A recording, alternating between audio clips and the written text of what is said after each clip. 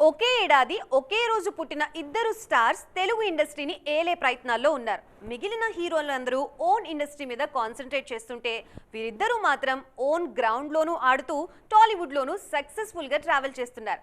వారిద్దరే Dhanush and Dulquer. Mister D and D మీద ఓ లుక్కేద్దాం పదండి. డైరెక్టర్ని నమ్మి డైరెక్టర్ ఎలా చెబితే అలా చేసే స్టార్లు ఈ కాలంలో ఉన్నారా అంటే ఎందుకు లేరు అంటూ ధనుష్ వైపు చూపిస్తోంది ఇండస్ట్రీ. రీసెంట్ కుబేరా మూవీనే అందుకు పర్ఫెక్ట్ ఎగ్జాంపుల్ అని కూడా అంటోంది.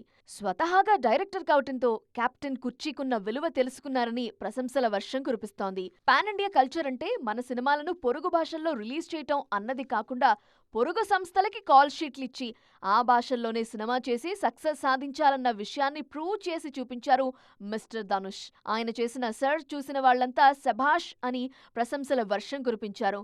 ఇప్పుడైతే ఓన్ డైరెక్షన్లో ఇడ్లీ కడైతో ప్రేక్షకులను పలకరించడానికి రెడీ అవుతున్నారు ధనుష్. ధనుష్ లాగానే ఇంకా చెప్పాలంటే ఆయనకన్నా ముందే టాలీవుడ్ మీద కచ్చీఫ్ వేసిన హీరో దుల్కర్.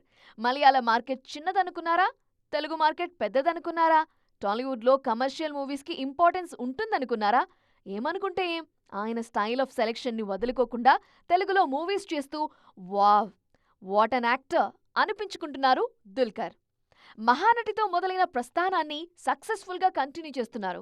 దుల్కర్ చేసిన సీతారామం, లక్కీ భాస్కర్, ఇప్పుడు కాంత ప్రతిదీ టాక్ ఆఫ్ ద ఇండస్ట్రీనే. ఈ సక్సెస్ స్ట్రీక్ని ఆయన అలానే కంటిన్యూ చేయాలని ఇష్టపడే ఫీమేల్ ఫ్యాన్స్కి కొదువే లేదు.